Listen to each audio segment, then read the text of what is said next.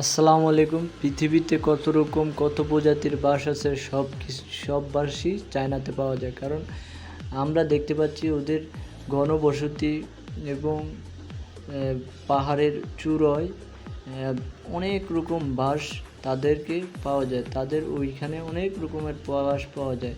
দেখেন এটার ডিজাইনটা আলাদা এবং আপনার এটার শেপটা মনে হয় থাক থাক করানো।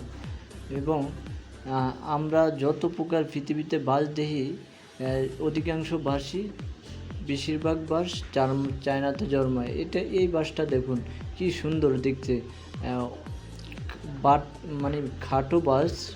এই বাঁশটা খুবই দেখতে সুন্দর। আর এই দেখেন চার কোনাইকা বাঁশ, মানে এটা স্কোয়ার শেপ দেওয়া বাঁশ।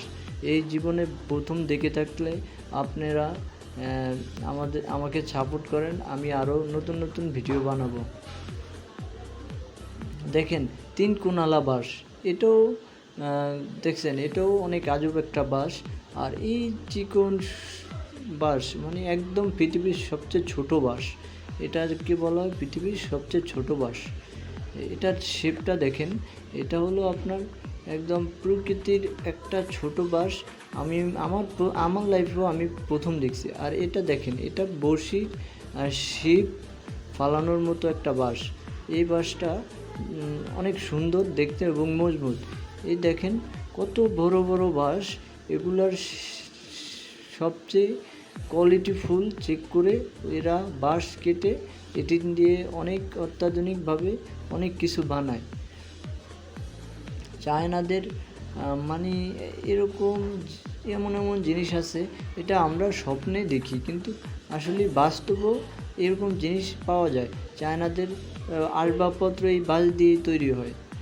দেখেন কি বড় বড় বাঁশ, এবং এই বাঁশ দিয়ে অনেক সুন্দর সুন্দর জিনিস তৈরি হয়। এবং ছিপ থেকে শুরু করে চায়নারা এই বাঁশ দিয়ে সব রকম আসবাবপত্র তৈরি করে এবং অনেক যত্ন করে এই বাঁশকে শোপিস হিসাবেও ব্যবহার করে অনেক জায়গায়। আপনারা দেখতে পাচ্ছেন অনেক, এই যে এটা আমাদের দেশে নলি বাঁশের মতো, এটা দিয়ে বাঁশি অনেক কিছু চায়নাদের। আর এটা খাবারও ব্যবহার করা হয়। যে সময় কচি থাকে এই বাঁশগুলো খাবারে ব্যবহার করা হয়। এবং এই বাঁশগুলো দিয়ে চায়নারা বাঁশি বানায়।